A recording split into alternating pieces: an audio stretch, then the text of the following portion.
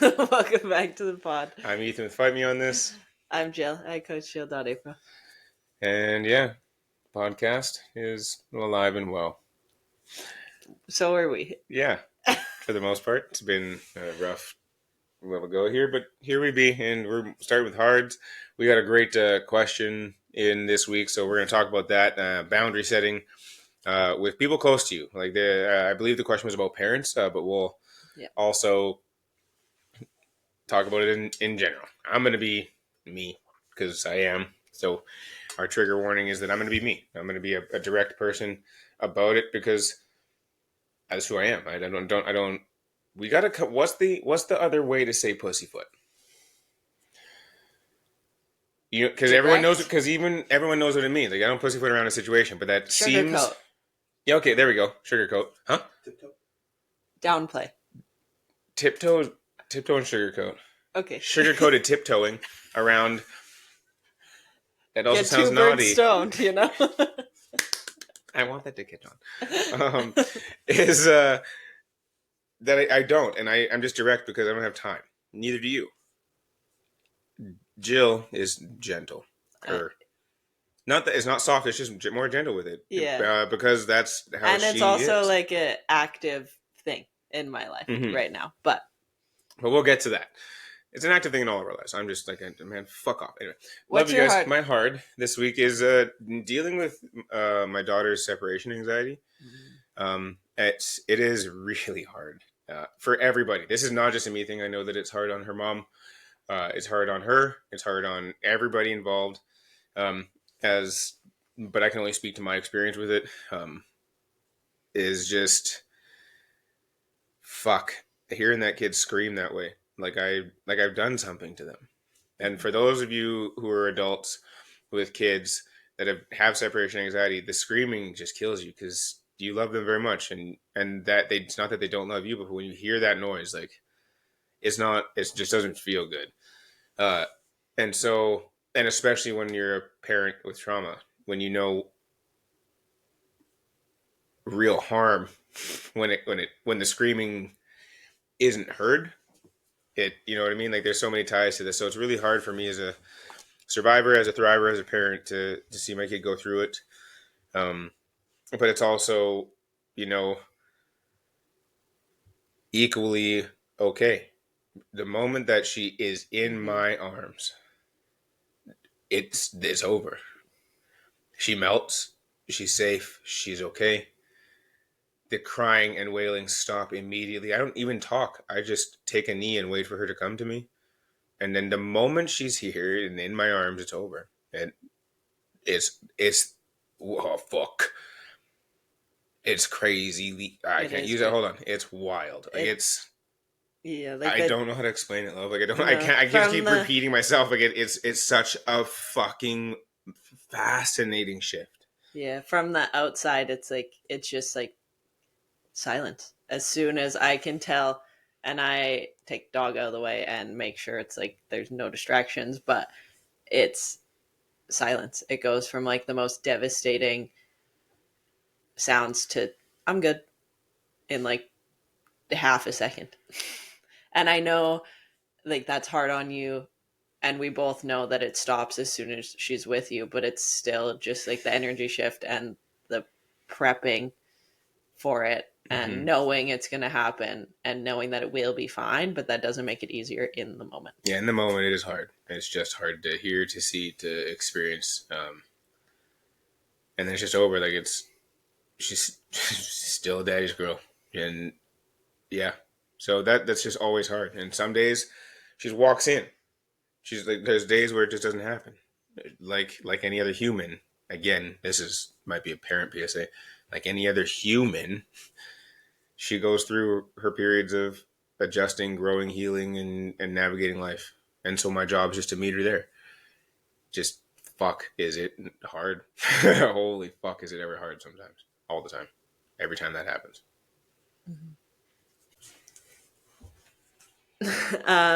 My heart is just like not feeling super comfy in my skin lately.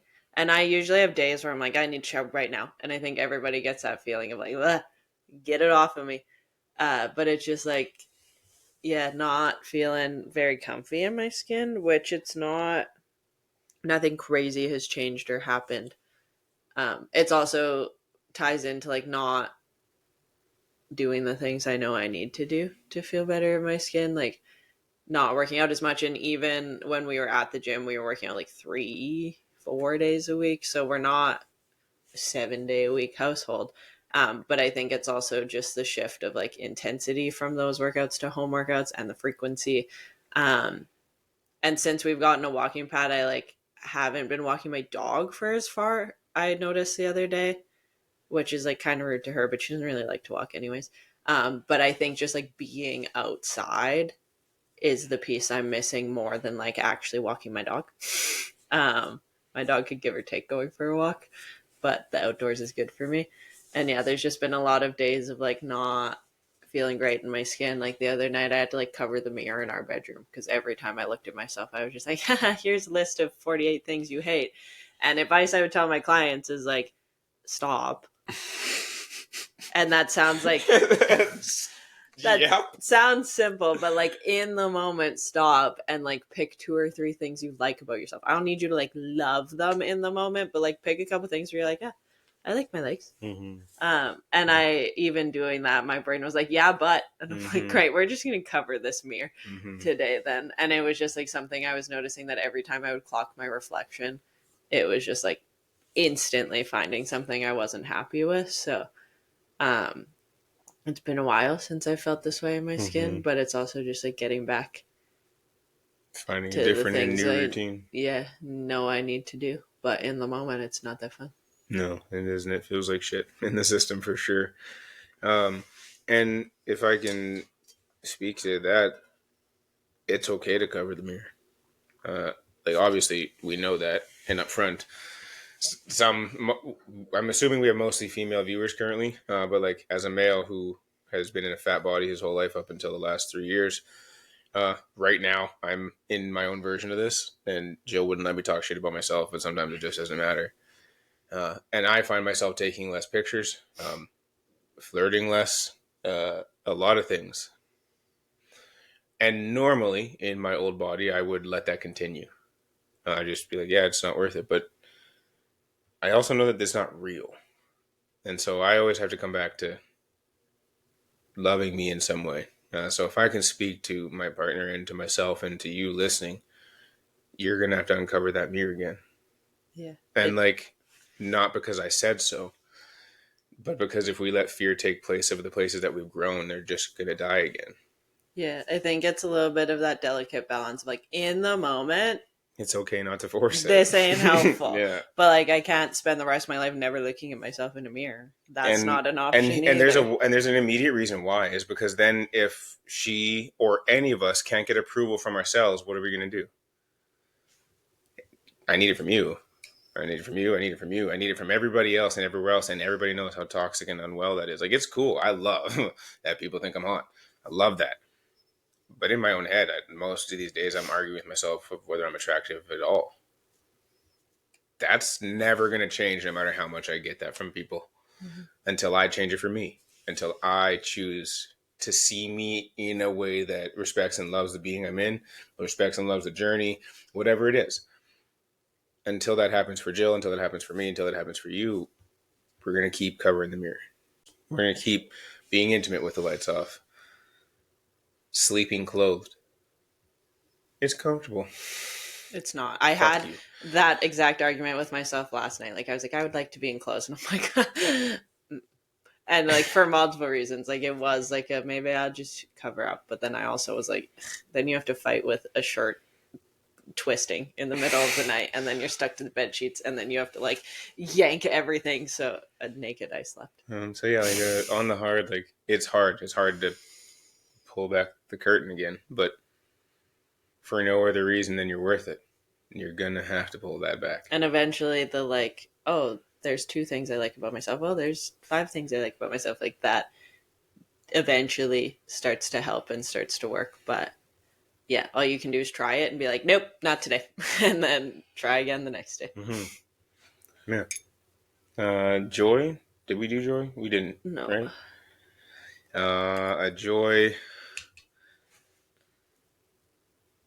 Joy.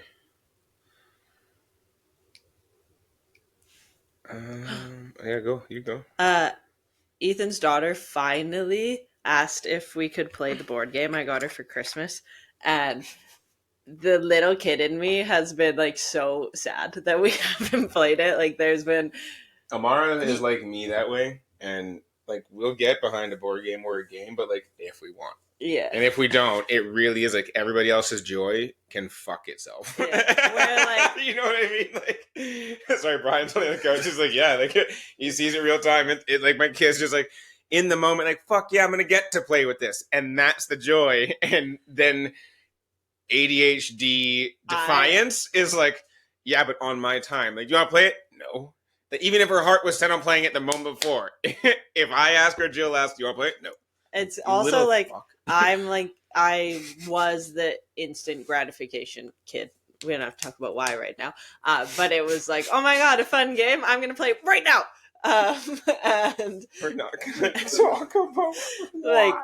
Everything was like, I'm going to do the cool thing right now as soon as I can. So like I found you don't even like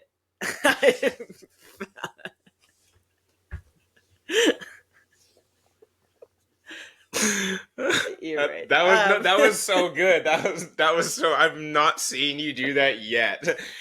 Like, I looked at Brian. Brian's watching the game, so I glanced to see if something cool was happening, and it was. But even I'm like, we're podcasting to look at Jill, who's talking to you, but just like, you're right, it is cool. This is why she's gonna be in my life permanently in some way, shape, or form, because that was fun. Like, I don't love football, but I know football, so like I can respect the game. It takes me 1 second to pick up on what's going on. Anywho, I for Christmas found Amara Clue, but the Grinch version. Alright, dick the camera. None of you motherfuckers are complaining. If you're watching the video, you can now see. And okay. Put it down. Yes, dear. Amara and Ethan loved the Grinch, so like I found it, was very excited about it. Gave it to her for Christmas. She was excited about it, and my brain was like, "Great, now we're gonna play it." And then I sat there on Christmas Day, being like, "When are we gonna play the game? When are we gonna play?" We didn't play the game. Spoiler. She fell asleep on the couch, which fair. She was tired, but I'm like, "Great, we're not playing the game. That's fine." Next weekend, she comes over. I'm like, "Hey, do you want to play your game today?" She's like, "Yeah." I'm like, "Cool." Later, I'm like, "Hey, do you want to play your board game before or after dinner?" She's like, "After dinner." I'm like, "Cool." We finish eating. I'm like, "Do you still want to play your board game?" Shrugs her shoulders. I was like, "I'm out." That's Amara's no. And I literally was like, "I'm out. I'm never asking this kid to play this board game again." And like literally told myself that, because I was like, I'm just going to hurt my own feelings being like, "Hey, you want to play this board game?" "No." "Okay, great, cool, no worries." And then yesterday we're sitting, Jill's not even here, and we're sitting there, and Amara and I are doing a foot bath, a foot spa. And she turns to me and goes, "Can we?" And I was like, "Now what? Can we play the I'm like,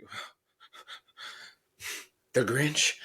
That's not how it happened. Fucking chill. Brian. Imagine if it did. No, she goes, "Can we play the..." I'm like, "Clue?" She's like, "Yeah, that." I'm like, "Hold on. Snapchat. Can you say that one more time, please? Can we play this?" And I was like, and I know the moment Jill hears that, she's like, yeah, in the car freaking out.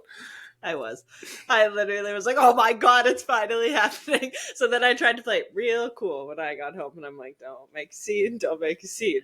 It's fine. We're gonna play the board game, but like, don't make a scene." And then I made it like 20 minutes, and I'm like, "You want to play a board game?" She was like, "Yeah." I was like, "Thank God," because if you would have said no again, I'm throwing the game in the garbage. And then it was fun. Ethan won twice, of course, shocking to no one. But like, I made her so mad. I made her so mad. Okay, first of all, I've never played Clue. I've played Clue a lot. Never played it. She apparently only plays it. So like, it's a great game for her to play. I've never played it. So the first time I played it was yesterday with them. Cool. The first one I played the way that it was told to me to play. You're sussing it out. And I'm a trauma survivor, so I read people. So while these two are over here talking, I'm just listening to them talk and react to. So I'm Sherlock Holmesing myself over here, and then I won. Made Jill mad. So then the second time I was like, I didn't get one of the special cards at all. So I got mad internally and was like, what happens if I only get cards? If you've played Clue, you get the cards that are like, you can demand to be shown a card. You can take an extra turn, blah, blah, blah, blah. So Ethan spent the whole round. He didn't go in a single room. He just I bopped didn't around guess the one board. time. I just took my cards, put all my guesses down, and then I let them guess away at each other. And he And just kept bopped around collecting bopping the cards. around and collected like 7 or 8 of them, used one after like 7 rounds, made her mad enough that I used one. And then in one round near the end, I had used 5 because they didn't say they're not stackable. They just said you can either hold on to this or not. So I did. And then I just guessed a couple of times. She guessed one. Nobody had the card. So that should be the game is over, right? Except you have to be in the room. So I like use a turn, went to the room, and so then I won right there. And that's the only perk of playing with an 8-year-old is like, I told Ethan that we used to play it as cousins as adults, and it gets way more fucked up when it's all adults, because then you're all playing the mental game of like, if I have these 2 cards, then you had to have shown that card, and then the game is over faster, but also is like far more competitive. But yeah, like I wonder, is there like a supersized version of Clue where it could be like 30 different people, and there's got to be a harder there's got to be, version. you know what I mean, like an extra side where it's not like only 8, because like that obviously for kids is meant to be small, but even regular Clue is not much bigger than that. So I'm like, there's got to be one of those versions where it's like it could be, so you're gonna have to like deduce this. You don't just get to freely guess in every room. Like, you're gonna have to do some sleuthing. You get to ask a question over here, like, hey, you went into that room because you thought this, and I will give you this piece of information if you trade why you went there. Like, there's got to be a version of that. If not, who wants to make a fucking board game with me? Side hustle. Do I have any nerds that listen? Do we have any nerds that listen to this? Do you want to make it? I have a friend that designs does the graphic design for characters for Hasbro, so I got you. I think this would be fun. He literally designs board game characters for Hasbro. Okay, listen, Hasbro, come be a bro. Anywho, what's your joy? What's my joy? Let's see. That was it was cool, obviously, to be around my kid, as usual.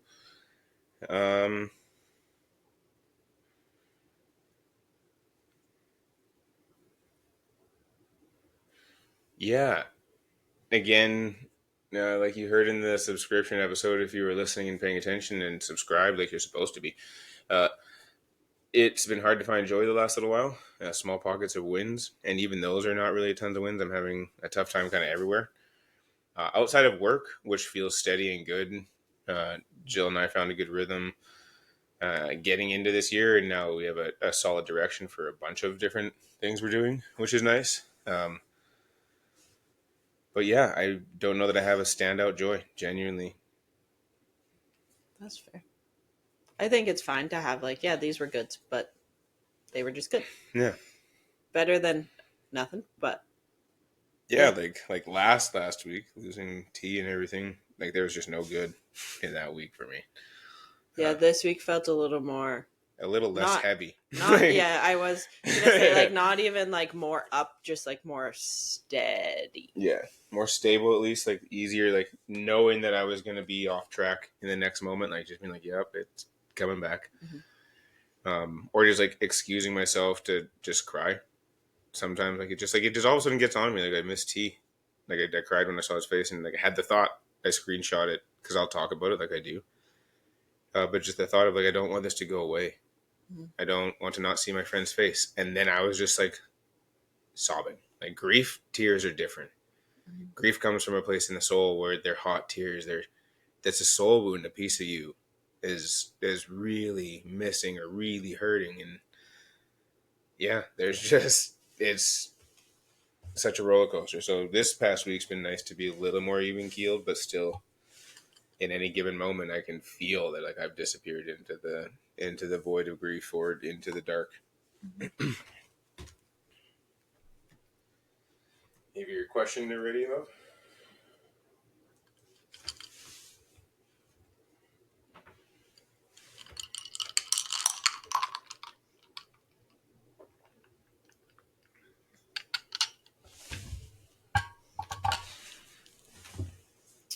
Yeah, this week we're going to talk about setting boundaries, specifically the question or conversation that came in to my DMs and I asked for permission to talk about it on the podcast. Don't be thinking if you send me a DM, I'm using it as podcast content. Always ask for permission. But I have written consent to be talking about this. It was a great question. Yeah, it came into my question box about, the original question was, how do you set boundaries with family? And I just asked, like, hey, can you elaborate on that a little bit more? Got a bunch of details. So figured it would make a good episode, or know that it will make a good episode, because lots of people struggle with setting a boundary. A good topic. A good episode makes it sound like you're searching to make money on people. Sorry, though, but I didn't want to pause it earlier, but I needed to hear how you were going to use it.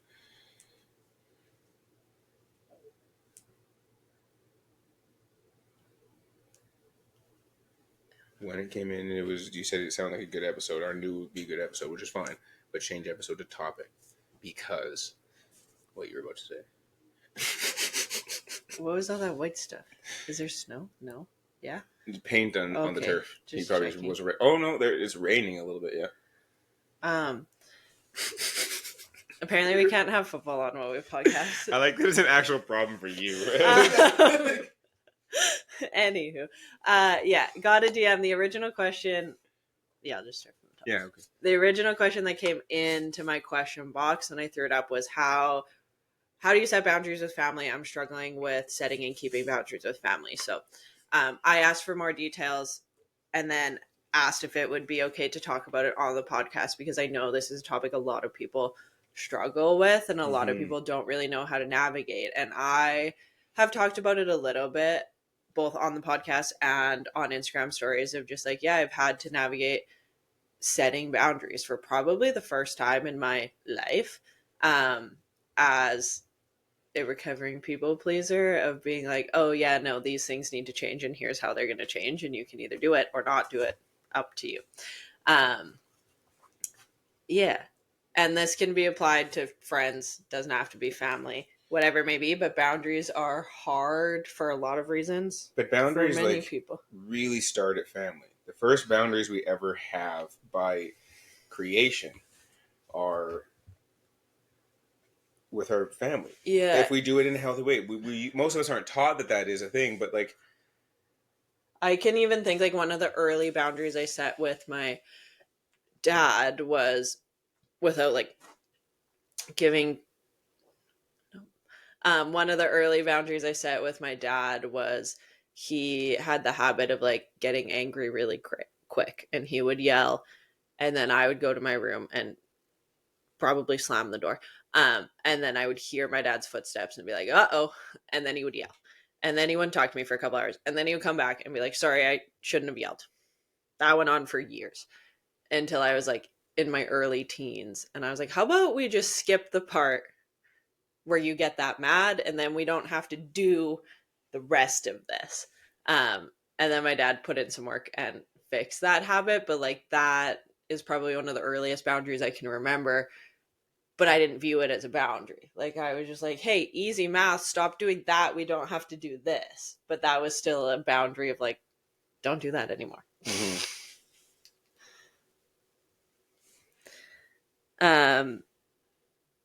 Yeah, I will read what I was told.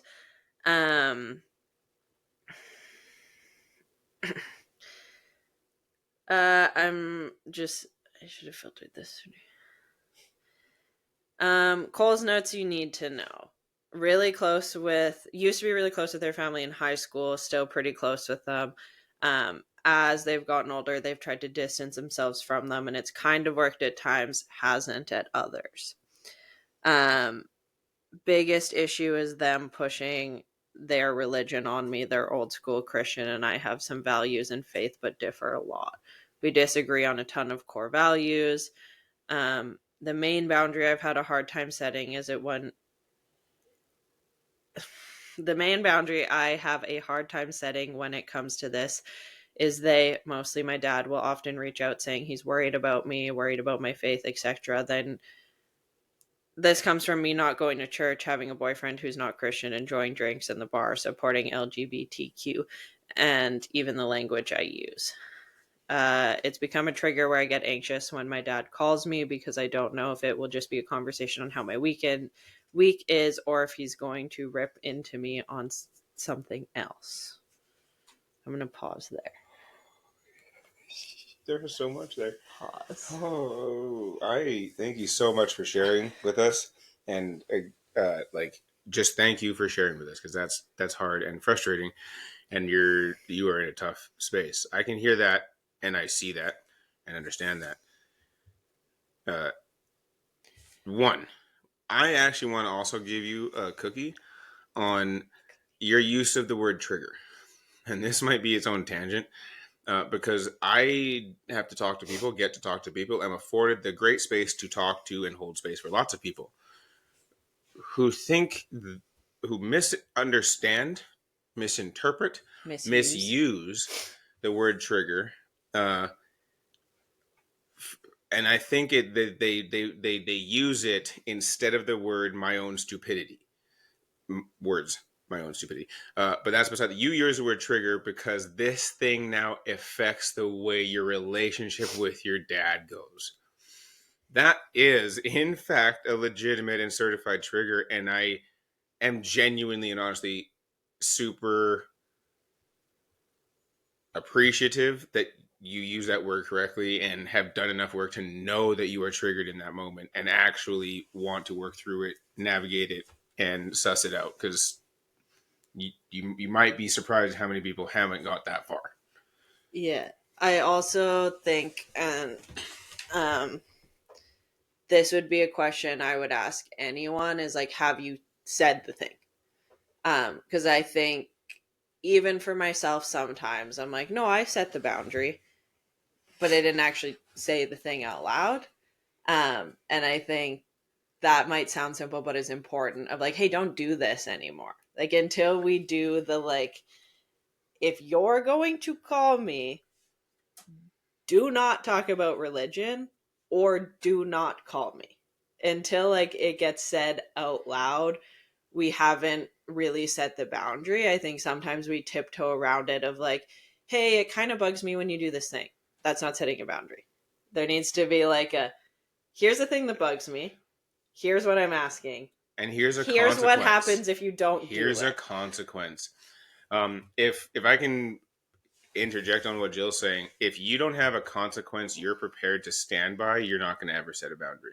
Ever. And that also means your boundaries don't mean anything. And this is why people don't set boundaries with families, because they think that saying this bugs me is a boundary set. It's not. You just said something bugs you. You're right. You're fucking right. But that's not a boundary. And this is not about you, my friend, you listener, podcaster, current interviewee. This is not about you. This is a general conception. When I say you, I really do mean the general population. This is an us problem. Yeah, and like most healthy people, if you're like, hey, this is the thing that bugs me that you do, I'm going to ask you a thing. And also most healthy people would be like, cool, I won't do that anymore. But we typically don't have to set like a ton of boundaries with the healthy people in our life. And that even still, like, this bugs me. Cool, I'm going to do my best not to do that. It still isn't a boundary. It's a legitimate human agreement to not do a thing that makes somebody else feel a certain way. That's just respect. That's not a boundary still. That's just respecting a human, which is to my second point from what I wanted to go off of your use of the word trigger. Was the next section of that was, I'm anxious because I don't know if my dad's going to call me to be nice or to rip on me. Then don't pick up. And this is where I promise it's out of love. I don't have time for it. And to the boundary side of things, it's only asshole-ish if you don't say it first. I think that's like the step one, is like, say the thing. If he continues to do the thing, then you don't get your phone call answered. But not anymore. Even like I'll even come at it from the other side. Like for as a human, I don't have to take that from anybody.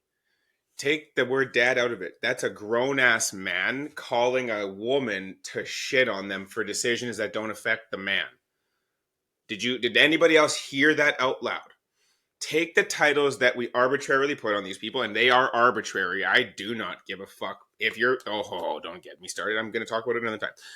If this is a human talking to a human, would you answer that phone the next time I called you to rip on you like that? I no, because I'm just a fucking human. Yeah. I'm just a person. I'm just a being out here living life, drawing in air, putting it out. If there's a 50-50 chance that every time Brian texted me, he was shitting on me, Brian's not texting me anymore. I'm not taking the 50-50 on like, oh, is he going to be nice or is he going to be mean this time? We just won't talk. That's fine. I don't want to play this game. And like this is we were so grateful for this question because this is so common. It's unnerving. Parents are just people. The kid, child, baby makes them the gift, makes them the thing, right? Like you gotta you do how I didn't ask to be born. none of that. We treat this so back asswards, and the stress that most of us feel about our parents, and like mine's different, obviously, but it like most of us, I say this because we're here together, have to deal with this thought that oh they're my parents, but what if? No, your parents should be being like, fuck, this is my kid. What if? Like, your parents haven't earned anything And you don't owe for them you to anything. deal with feeling this way about yourself. And changing to be them, which is what they're asking you to do, is fucked up. If that's what to go along to get along is Stockholm syndrome, which is a trauma response, like a heavy fucking trauma. It alters our brain chemistry. You can say something. Before I have a stroke. No, part 2 is, and this is why I paused there, of like, have you say the thing with your whole chest. Sorry, we did pause there to caveat the rest of this before we get into the next part, because I actually realized that if you're going to move on, then I wasn't done. I wanted you to keep talking about the situation because we're not done with that. Because I get to that point, like this little cyclical thing that we did about parents is true for everybody. That these are people. If you say the thing like Jill says, like, is your consequence just that they don't get to call you, or is there consequence that they don't get to talk to you? Yeah, like the example I can give is when I started talking about being poly and gay and like told my parents in one of the first conversations, like I was like, you're not asking why. Like I'm not hearing your questions about why are you doing this? Are you sure? Blah, blah, blah. I was like, you want to question my life? You won't get to hear about it. Point blank. And I tested the water. Like my parents got to know nothing for a solid few months. Like they didn't know much. And then I started testing the water of like, what happens when I tell them this and like watch their reactions. But I think you made a fair point to me early on of like, and my therapist has said this as well, not that Ethan's not qualified to give advice, but like I've heard it from multiple people of you can't set a boundary in the middle. Like you have to be like, here is my boundary, and then work backwards. That might not be the right way to word that. I don't know. You probably explained it better of like, you can't set a boundary in the middle and be like, yeah, like a boundary is a spectrum. There's an end. There's a start and an end. There's a thing. You can't have your cake and eat it too in a boundary. You can't make both parties of the boundary happy. It's a fucking boundary. It's you say step over this line and you're going to watch how fucking fast this line just disappears. Deuces. You're not going to get a chance to step over it again. I can't say, well, like, if you step over it, like, maybe we're going to have a real stern conversation about it again. You can't actually, that's not a boundary. That's not even a line in the sand. It might be line in water and touch it gone. Yeah, like you got to stand on your boundary and then work from there. And I also think like, or maybe like I think, sorry, to the other side is like maybe you're talking about when your therapist said like you have to know the farthest reach of your boundary. Yeah, both. I also go to like when a kid, let's say, is being disrespectful and they get like their fun things taken away. Like the fun thing for your parents is that they get to call you. So you don't get to call me anymore until you shut the fuck up about that thing. And if you're not going to shut the fuck up about the thing, don't call me again.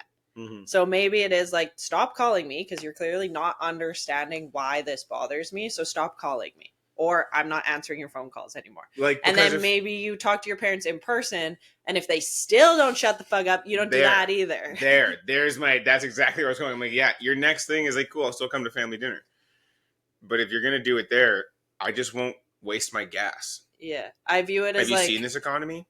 Like, I'm not wasting my gas, my time, my energy. If you think that I'm going to sit in front of you and waste that energy just to hear the conversation I don't want to hear on the phone, fuck off. Like, take the fun thing away. Like, for my parents, it was like, if you do this thing, you don't get the treat of knowing about my life. So if you would like to know about my life, act accordingly. For me, my boundary was, we're going to sit here and I'm going to ask you some really hard questions and you're going to answer them so that I can heal from the shit that you did to me. And that's exactly how it's going to go. I'm not a child. And if you think it's going to go different, I promise you it's going to go different. That was the boundary I set in the conversation. And about 45 seconds into that fucking conversation, I had to pivot that boundary to, if I ever see you again, I will kill you where you stand. That's a real life boundary that I have out in this world right now. That was what my boundary sounded like. My next boundary to the enabler was, don't talk to me. Don't contact me. I am, as far as you're concerned, not your son.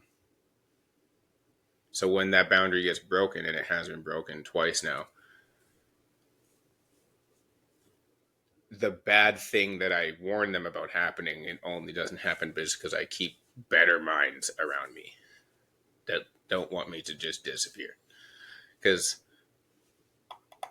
when you cross a boundary, there are fucking consequences for it all over the place. Yeah, that's the biggest thing with boundary setting, is like, you have to be willing to follow through with the consequence, or else it means nothing to you, it means nothing to them. And then if you try to set a boundary in the future, it's not going to matter because you already set it back there, but you didn't actually follow through. So I don't actually care what you have to say.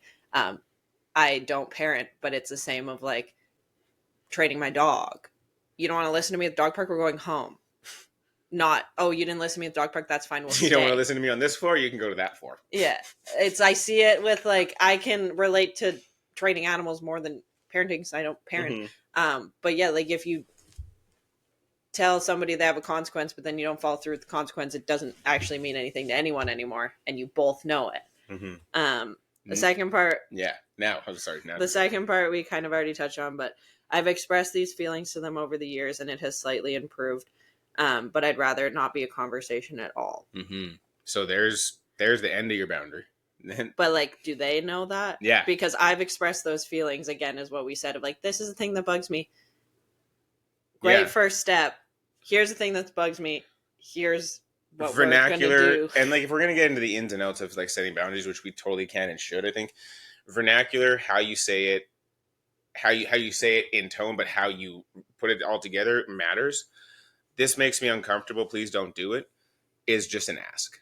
I hate to say it. I'm not even sorry. I just hate to say it. Somebody told you that was setting a boundary. No, it's not. It's just asking nicely because someone said respect your elders or respect your parents or don't do this. Like, if you really aren't about religion, then you need to do more work as to why you think your parents are the be all end all of the things in this world.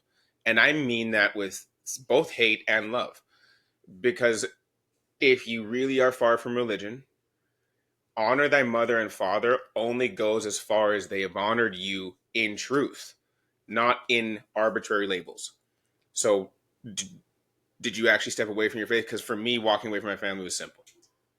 I didn't know that it was going to be that easy to absolutely dismiss my faith as well, because once I broke the family tie, not much of my faith made sense anymore. I could break it with every piece of my story, this fucked up thing that religion is. And you know the dark places as well as I do. And those, like, you walked away from it. Everybody walks away for a reason. Yeah, I think a big, like, thank you, theme of the conversation I had in my DMs is, like, we're trying to play in the middle. And you can't do that with boundary setting. You're trying to set a boundary, but it says in here, It doesn't feel like I'm in an adult relationship. Um, I love them and still want to be respectful.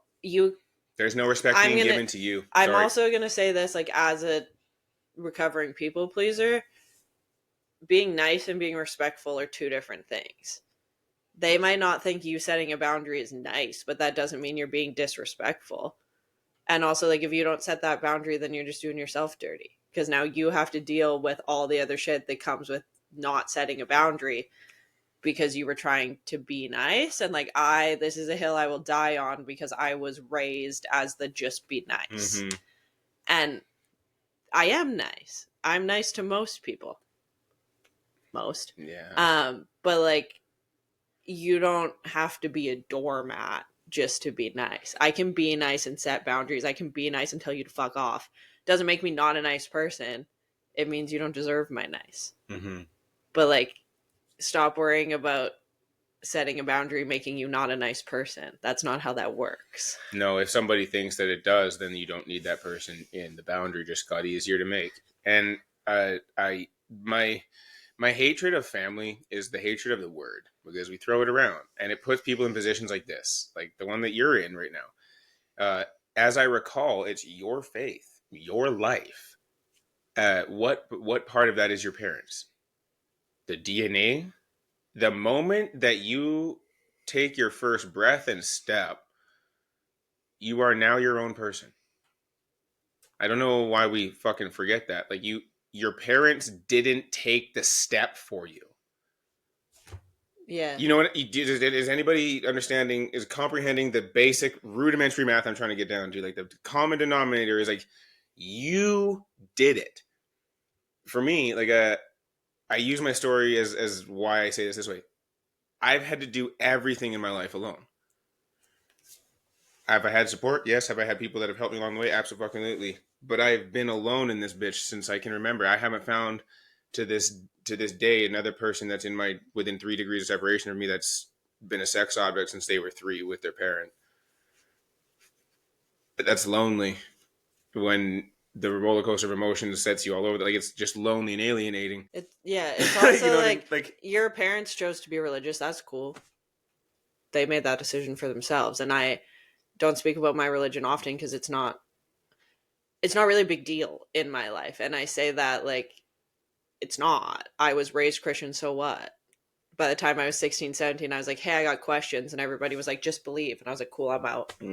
I'm out. You don't want to answer my questions? Then, like, I'm out. What do you can't, hey, want to answer my question about this? No, you just have to read the Bible and believe. Cool. Then I'm going to go believe in something else because the fuck you mean you can't answer my questions about it? But, like, my step away from religion was pretty casual. I was a teenager. I think it's pretty standard for teenagers to be like, this is fucking dumb. I'm out. So that's what I mean by it wasn't a big deal, because I stepped away as a 17-year-old and my parents probably thought I wasn't coming because I was hungover. They're not wrong. I threw up at church once and then I wasn't really that welcome at church anymore. But, like, yeah, it's not a big deal. My parents are religious. You probably wouldn't really know. And it's always been like that. My friends didn't know we were religious growing up, but, like, your parents made that decision for themselves. It doesn't mean you have to hold on to it. And I think playing in the middle, I know playing in the middle is harder than just doing the thing, because I tried to play in the middle for a really long time. I tried to be like, wow, pieces of my family are, like, kind of fucked up. And I was like, that's fine, I'll deal with it. No. You just run yourself into the ground trying to play in the middle and keep everyone happy, because then no one's happy. So, yeah, that you got to know, in setting this boundary with your family, you got to know where your end of line is and what that looks like for you. Look, I'm not that when we say you've got to draw a line between you and your parents, it doesn't have to be permanent like mine is. Mine will never change. But for you, for now, yeah, until they can figure it the fuck out, what are you doing letting it burn energy time out of you? Nah, you got too much shit to do in this world. You've got a boyfriend that deserves your attention and energy the same way that you deserve your own attention and energy. If these people want to steal that from the two of you, then they're stealing from your life. They're stealing from the person they claim to love, which is fucked up, in my opinion. Personally, privately, and professionally fucked up. And to that point, if you aren't prepared to at least say fuck off for a second, which is harm reduction 101, it's addiction help 101, it's recovery 101, you have to stop the thing that's causing the harm so you can learn to deal. It's not a forever thing, but until you learn to navigate life with these motherfuckers causing this problem for you, you're never going to figure it out for yourself, for your partner, for your own life, whatever the fuck.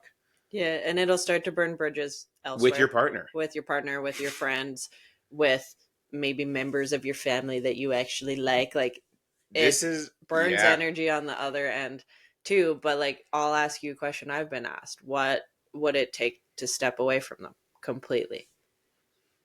this is a real question that everybody should be listening to. Whether it's friends, family, a partner, whatever, what would it take for you to be like, never contact me again? I'm out. Mm-hmm. Because if you don't have a hard line, then like none of your other boundaries matter either, because you don't. Because you don't have a boundary for yourself. That boundary is for you. Like, all of them are for you. But knowing where your end is 100% the end of your own boundary for this problem. Like, that's it. This is my moment. And it doesn't mean you have to enact that boundary, but now you have an endpoint and you can work backwards from there. So then you can play the game of like, okay, how I kind of work through it is like, in order to prevent that, here's what needs to happen. And you can start to set smaller ones. Um, yeah, you don't have to enact your hard limit, but you got to figure out like, cool, so in order to not get there, here's all the other things that need to happen, and if this doesn't happen and that doesn't happen and that doesn't happen, guess I have to step into my And that's hard for boundary. you. Like, those are for you. You only need to tell whoever this is for and with the first one. You just need to know where yours lie. And like, this is not even just people pleasing. This is Stockholm syndrome. Like, I wish I had been healed, mature enough, grown enough, evolved enough to know that part earlier in life. To know that I have to have an end point. Just because I can take it doesn't mean that I should. It also doesn't mean that I should have a hair trigger on killing it. But learning that has been really tough. It's been the greatest saving grace in lots of these connection relationships, but it would have saved heartache and pain for multiple people before this if I'd have figured that part out. Yeah. I think the last kind of important part of this specific conversation is, again, things I think we've already touched on, but they said uh, the most stressful part has been when my dad calls, I would tell him I'm hanging up and done with the conversation. Um, and then my mom and dad would blow up my phone with calls or texts for like an hour or so. Blocked numbers worked easily. This So is well. also like, now they're not respecting any boundary. Yeah, like, you've already set the expectation of like, don't talk to me about this topic. He ignored that. And then you said, cool, you didn't listen, so I'm going to hang up the phone. And then they also didn't respect the fact that you hung up the phone. So like, the I'm level gonna of say I want to this. answer your phone, like, I personally want to answer your phone and fucking have a moment when I hear that in my system. It sits right here. I can point to it. I know where it sits. It feels great. A little angry, a little happy. The moment I heard that, it hadn't heard that yet. That's the first time I heard that part of it. I immediately want to answer your phone the next time they call and abso-fucking-lutely tear him a new rectum. Are you fucking But this is my also, point. like, This is my point. I'm I so hate to upset. be the one to say this, but like, I also don't, because clearly no one said it to you yet. They don't care. And like, I have had that line said to me about many people before. They're showing you they don't actually care what you have to say. They don't care what your boundaries are. They don't care what their wants are. They don't care about your feelings. They They don't are care. stereotypical Christians, though. Just in one ear, out the other. Everything they say is the only thing that could possibly be true because there's only one God who's fucking polyamorous, by the way, but none of you want to have that conversation. And I'm just going to yell and scream and kill and destroy until everybody hears me. And if they don't hear me and they don't choose to, I'm just going to fucking beat it into them louder and harder until they submit. Wow, great Christian. You are fucking spectacular, but you're also pieces of shit. And they don't care about you. That's what I said. I said it longer. Sorry. I know. I just like, and that feeling sucks to have that moment of like, oh, Yeah, like they to don't actually care. And I have had that moment many times with a lot of friends. I have ended a lot of friendships in my life. But yeah, that moment always sucks of like, oh my God, they actually don't care.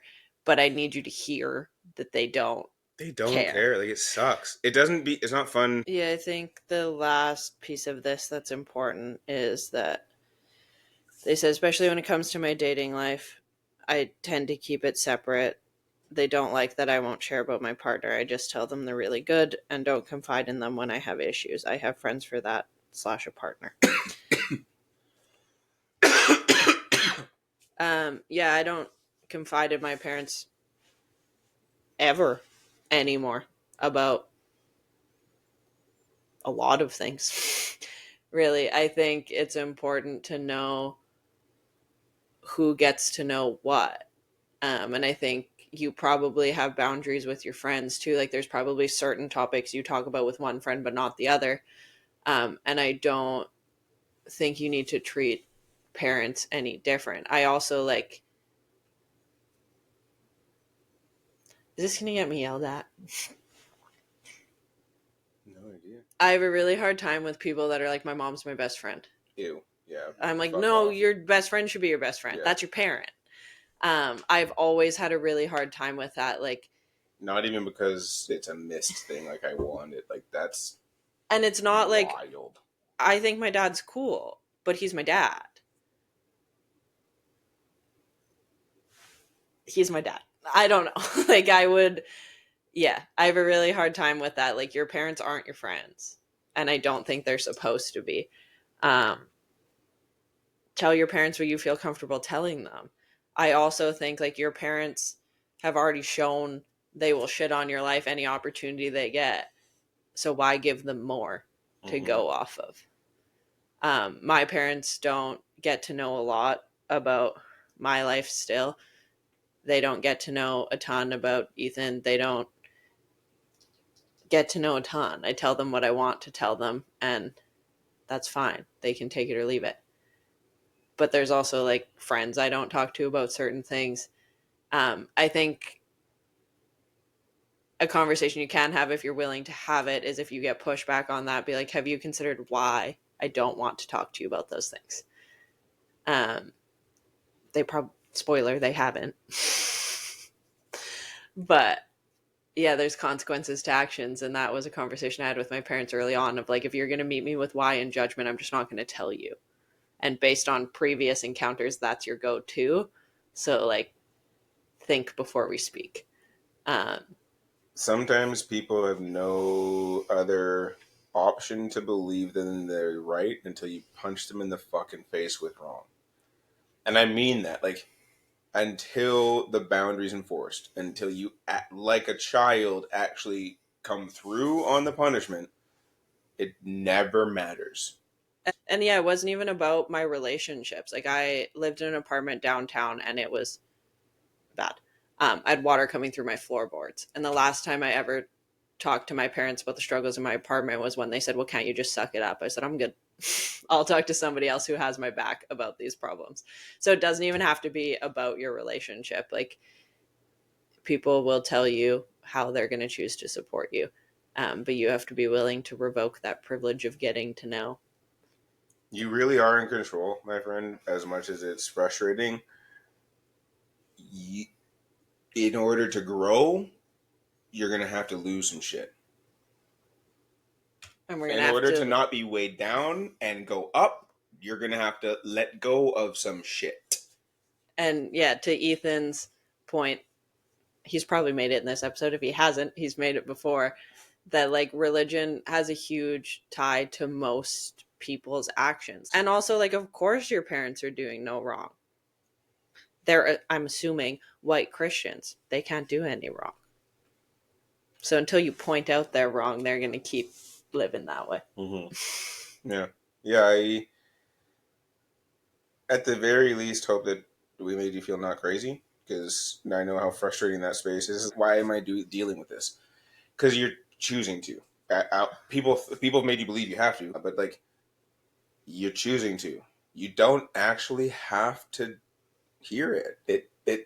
It doesn't actually have to be a part of your life on your own doing, and it's wild to feel how much control you have over yourself when you start cutting ties with people who make you believe you don't. Yeah, I had a point, but it's gone. Sorry. No, you're fine. It wasn't your fault. Did you look at my gray sweatpants? I'm sorry. I looked at football. And you did again. I see. Yes, this is. I'm still gonna call her you because, like, what do you mean you're getting distracted by football? That's fine. This is how I know there's still an athlete inside of me, because it's just a sport. I'm still an athlete. Yeah, I just think like it's not things you have to deal with, and I think a big first step is having that moment of like, hold on, I can't be the only one, right? Because I've also had that moment of like, wait, are we all just lying about And everything? the religious ties to the bullshit too, like, is a constant conversation. If I don't have the conversation about religion, I have it about family, or I have it about both. At every single coffee I go to, I have this kind of conversation about not being heard by people close to you, not being respected, not having a boundary in some way. Like, as a dominant, I have this conversation about boundaries every single time, about past experiences and how boundaries weren't respected. Like, Yeah, this is so common, you're not but we alone. also let it happen, like, because we didn't set a real boundary. Boundaries have consequences. Most of us aren't ready or prepared to actually hand out the consequence. Yeah, I would say one of the most helpful things I did for myself in my relationship with my family was setting a boundary around time. Like I had a conversation like, here's the deal. I will do my best to see you once a week. If it doesn't happen, it doesn't happen. But here's what I will give you. I said either like a walk or family dinner. And then I said one, like dinner as a whole family, my sister included, once a month. The most helpful thing I did for myself was setting that time expectation, because then you don't have what? What'd you do? I think that I reacted to you saying something about your sister. I'm sorry that he laughed and I didn't mean to. Yeah, I think like one of the most helpful things I did was setting an actual time expectation of like, here's what I'm willing to give. And it's very much like a take it or leave it. So I think like a helpful thing for you might be, we're not calling anymore. We're not chatting on the phone. This is not a thing we're doing. Here's what I will give you. Don't fuck that up either. And if you don't hear me, the block number genuinely works. And it's crazy how much our lives are intertwined on our phones. Yeah. Because then now you have the control of unblocking them and saying, are we ready to talk like adults, or am I going back to living my life over here with my boyfriend who loves me the way I need to be loved? Yeah. And I think it's like we said, it'll start affecting other relationships. Like Ethan had to set a boundary with me about my boundaries with my family. And it was a little bit of a reality check to me of like, oh. And that's not an ultimatum, for the record. I didn't say do this or I fucking leave. It was, hey, please consider me. Mm-hmm. And like, really, not just like me, us, because it's my daughter. It's one of my best friends. Like, there's a lot of reasons these people choose to not like me. Fine. But then you don't like everything about me. And that includes everything that Jill chooses to be around and immerse herself in. So think about this, please, because I will have to think about how they navigate this. Yeah, and I think it just like pulls us out of our own heads sometimes. I think like we're the main character of our story all the time. So it gives you like a little reality check, like, oh God, this isn't only impacting me. Because it's not. The people around you just probably haven't said it to your face yet. So yeah, it's just like realizing this isn't only affecting you. As much as people love you, they're going to get tired hearing about it, especially if you're Or not. wearing it. Yeah, especially if you're not actively like doing something to solve the problem. Somebody eventually is going to be like, "Kid, shut the fuck up about it," and that's not any easier That was to hear. that tough. That one, I wasn't expecting. I don't know where that you're going with that. That one, you're bang on. Because the other side of the conversation is then shut the fuck up about it. Like if you're not going to do a thing, I don't. And I've said this one to Jill. I'm sorry that maybe that's why I reacted to it. It's like, I don't listen, love. I know. But until you do something about it, I'm done fucking hearing about this. And it's not like solve the problem right now. It's just like actively work on changing it, or don't complain about it anymore. If you don't want to change it, don't. But then shut up about it. Mm-hmm. Yeah, and again, my in that boundary right there, it's not I'm going anywhere. It's like you know you're going to be met with no listening. You're going to be met with the same, yeah, You mean like last month? Oh, and the month before, and now you're upset. Weird. Yeah. No. It's also like you can outsource the people. You can have more than one person you look for with support. You know who's not going to tell you to shut up?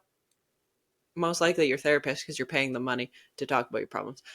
Where like you're not paying your boyfriend shit probably to hear about your problems, so he's probably going to get tired of it faster. So like make sure you have the proper support network. Like there's things I don't talk to Ethan about because I just know like it's not. I don't want to say not in his wheelhouse. It's just like I have people that can better absorb those problems, so I will go over there For to talk whatever about reason. them. Plenty that I don't share with Jill. She carries plenty already.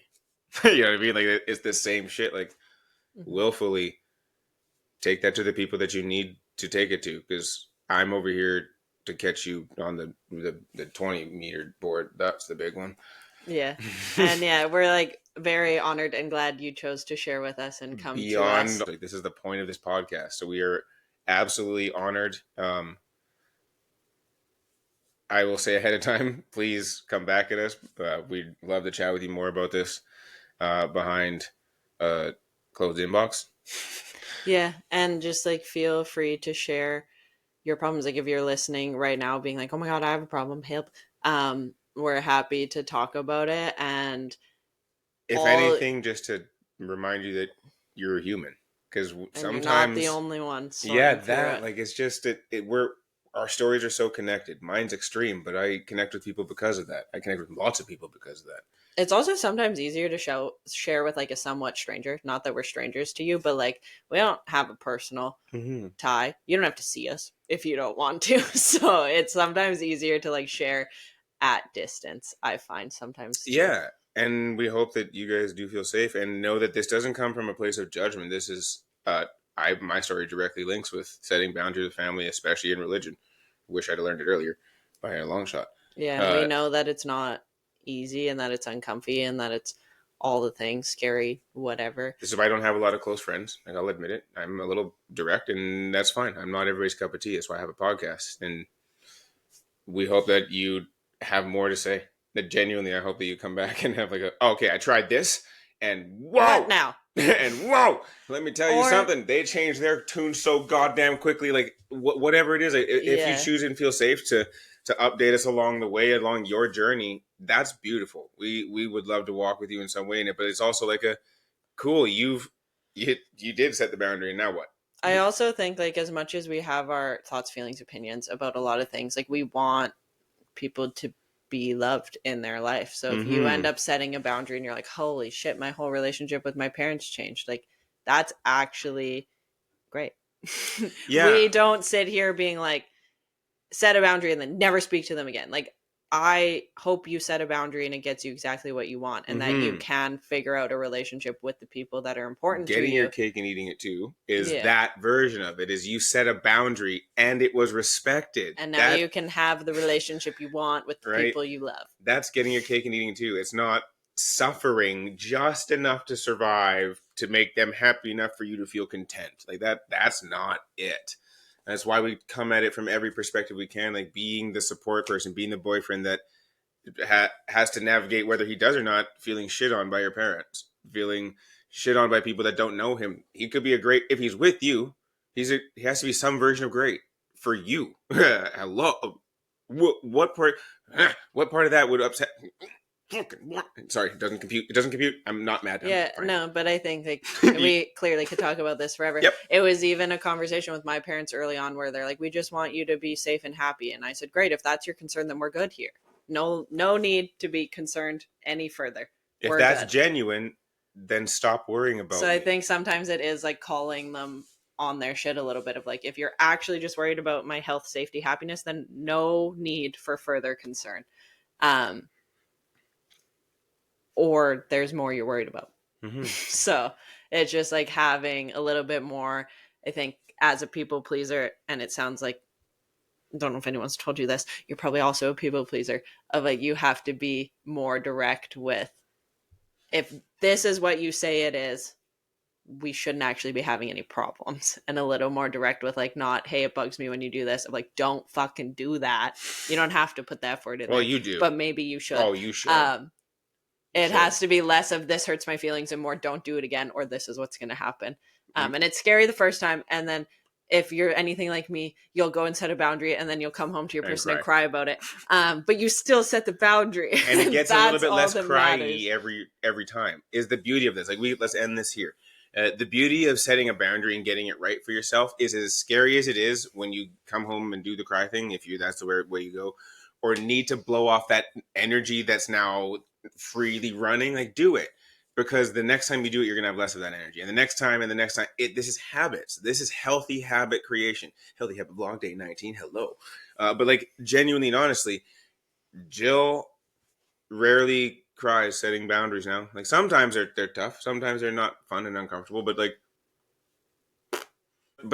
it's because for me, the joy and the happy and the proud comes from the fact that it's another boundary that's been set and made and stood on. And as hard as it is for people pleasers, it's almost impossible. So for her to do it freely, to have these moments, like, yeah, like, it's not just congratulations for loving yourself and being worthy to yourself. It's, yeah, you did. Like, woo! Oh, that's growth, and I will celebrate you like I feel giddy about doing right now. And yeah, I will end the episode by saying, like, it's gonna feel gross, and that's fine. It doesn't mean it's wrong. It's just new. It's gonna feel like, yeah, I just did the thing. You might not actually be less anxious than pre-setting the boundary, but you started doing work inside you that you have no idea how good that is for you, and it gets easier. Like, new is always uncomfy, but it's just new. Yeah. So yeah, if you want to share your thoughts, feelings, you need help with anything, we would love to help you navigate it. As always, you can find us at Shifting the Lens Podcast. If you are more comfy or more connected to one of us over the other, we will not be offended. Like, this one came to my DMs, you can send them to Ethan's DMs. Share with who you're comfortable with. Sometimes it's easier to know exactly who's going to read the message. If you're cool with both of us, send it to the podcast page. Mm-hmm. We got you, no matter which way you choose to send it in. You can find us at Shifting the Lens Podcast on YouTube as well. If you're not on Spotify and you want to watch the video, you can hang out with us on YouTube. If you want to send us an email, it's shiftingthelenspodcast@gmail.com. Nice. Thanks for joining us. Bye.